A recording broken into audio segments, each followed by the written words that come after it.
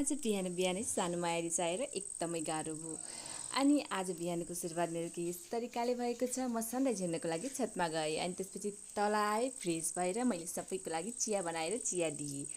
अनि मैले पनि चिया पिएँ बिस्तारै आनन्द, किनभने आज स्याटरडे हो त्यसैले। अनि मैले ओछ्यान मिलाएँ अनि म किचनमा गएँ, मैले तरकारी पकाएँ, मम्मीले रोटी पकाउनु भयो। अनि त्यसपछि हामीले नास्ता गरेर श्रीमानज्यू चाहिँ क्लिनिक जानुभयो। अनि आजको काम थियो गहुँ धुनु। मैले ड्रुमबाट गहुँ निकालेँ, मम्मीले गहुँ धोइदिनु भयो अनि मम्मीले घाममा पनि सुकाइदिनु भयो। अनि त्यसपछि यतातिर हेर्दा त मेरो नानीले खै के काम गरिराखिरहेको छिन्। अनि मैले उनलाई नुहाइदिएँ अनि त्यसपछि आफूले पनि नुहाएर म एकदम फ्रेस भएँ। अनि आज के स्पेसल बनाउनु पर्यो भनेर मैले आम पापड बनाएँ। अनि त्यसपछि बेलुकीतिर अब चिया टाइम पनि भयो, मेरो आमाजी दिदी आउनुभयो अनि मैले डान्स गर्दा गर्दै चिया बनाएँ एकदम इन्जोय गरेर। अनि त्यसपछि मैले चिया दिएँ, हामीले बेलुकीको चियासँगै इन्जोय गरेँ।